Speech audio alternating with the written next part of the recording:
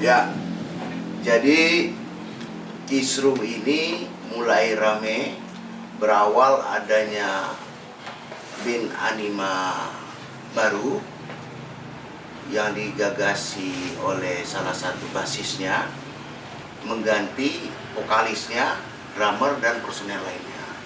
Nah, di dalam statement mereka yang seperti kita lihat bersama, bahwa band anima baru tadi mengatakan kamilah yang asli, yang memulai dari awal. Ini kan sebuah pembicaraan pembohongan publik.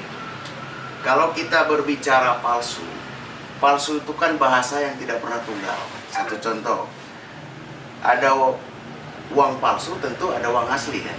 Ada ijazah palsu, tentu ada ijazah asli. Nah, kalau kita tarik tadi, yang asli itu mana? Yaitu mereka ini. Yang asli itu sudah terdaftar atas nama mereka ini, personel band.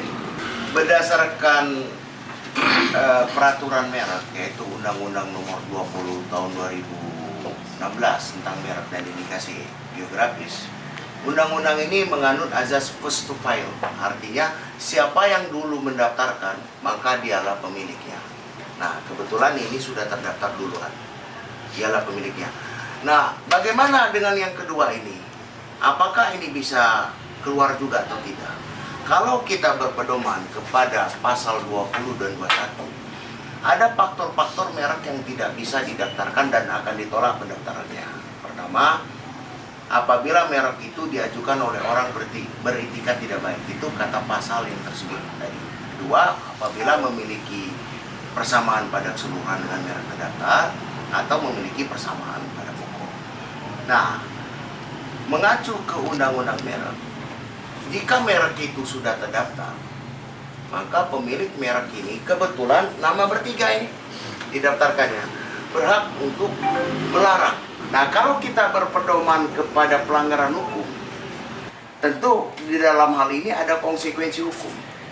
Sebagaimana diatur di pasal 100 ayat 1, menggunakan merek terdaftar tanpa izin pemilik merek terdaftar, itu dapat dikenakan ancaman pidana kurungan 5 tahun atau denda 2 miliar rupiah.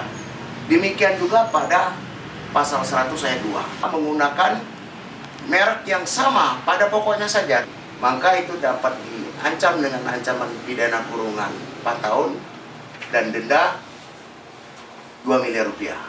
Kalau kita tarik di Undang-Undang Hak Cipta, dia berstatement yang lama ini adalah palsu, padahal masih eksis. Artinya, dia tidak mengakui atas karya-karya cipta karena lagu-lagu itu masih dipegang penciptanya oleh yang kelompok ini.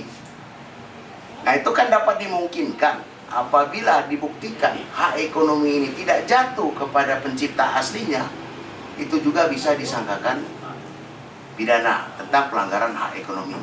Dan dikhawatirkan juga menghilangkan amoral. Logikanya begini, yang asli kami, katanya, menurut statement dia. Artinya karya-karya besar yang asli di sini tidak diakui ya. Itu sebuah pelanggaran. Dan lagu-lagu hit seperti Bintang itu diciptakan berawal terobsesi oleh penciptanya. Kebetulan lagu Bintang itu aku ciptain buat mantan pacarku, namanya Bintang, sekarang menjadi istri. Alhamdulillah kita dapat omongan 2 karena dari lagu itu. Jadi emang aku ciptainnya dari tahun 2003-an lah, 2003-2004 tuh, di Bandung. Akhirnya jadi singlenya Anima, populer lah kita 2005 di NTT ya, meledak sampai sekarang. Cuman aku yang nggak terimanya itu semenjak ada Anima yang sebelah, jadi dia nge-recycle lagu itu dengan vokalis yang baru.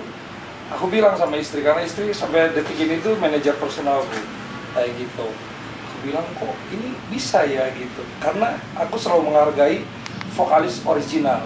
Aku selalu bilang sama Rino, karena Rino ini gitaris satu lagi tuh sobat deket juga. Aku sering curhat sama dia, no ini nggak bisa kayak gini, original itu tetap Lucky kayak gitu. Jadi nggak bisa digantiin kayak gini, kita harus tegur. Aku pernah message di Facebook, sampai sekarang tuh nggak dibalas sudah berapa tahun ya. Itu lumayan, ini udah lumayan lama sih. Terus Rino juga aku bilang, no, coba konfirmasi ke Eldi. Ternyata Rino itu WhatsApp-nya itu diblok sama Eldi, Instagram diblok, aku nanya sama Lucky juga, mereka diblok semuanya gitu. Jadi ini ada apa gitu? Karena aku berpikirnya Anima itu ya originalnya ya ada Lucky, ada Rino, ada Engkan, ada Andri. Aku selalu bilang, ayo kita soan yuk sama Eldi. Cuman mungkin sama Eldi-nya kita nggak gimana ya, nggak deket mungkin ya. Dia nggak terima kali. Ya akhirnya kita berpikiran ya Anima ini ibaratnya jangan ada sampai ada kata-kata yang mereka tadi kan kita ngelihat ya, mereka mengundurkan diri keluar. Kalau katakan tuh nggak ada kata-kata kayak gitu. Jadi intinya karena posisinya manajemennya udah tidak baik, akhirnya kita ngerasa ya udahlah, gue mau refreshing, intinya itu rehat dulu lah gitu kan. Akhirnya aku rehat dulu tuh, mau gue kayaknya ini dulu karena manajemennya udah mulai tidak baik lah gitu kan. Aku pengennya Anima ya Anima kayak dulu kita solid gitu kan. Kru tim produksi juga kita dulu zaman indie label itu sangat solid sekali. Jadi pas kesini itu banyak mungkin kalau aku lihat sih sindrom sih.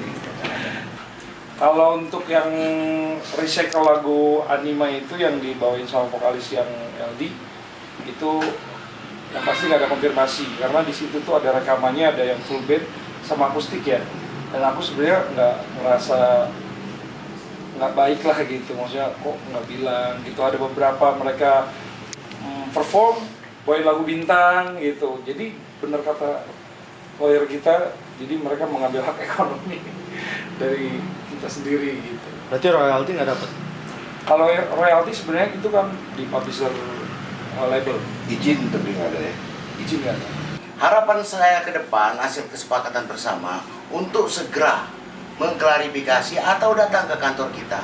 Jangan sampai kami melakukan upaya hukum melaporkan tindak pidana baik merek maupun hak cipta. Dan ini sangat jelas. Pertama, kalau berbicara merek, tentu kita ada bukti hak eksklusif pemberian dari negara berdasarkan pendaftaran. Dan hak cipta itu tentu bisa dibuktikan secara deklaratif. Jadi begini, saya sebutkan sedikit. Kalau merek ya, diakui kepemilikannya setelah terdaftar seperti begini.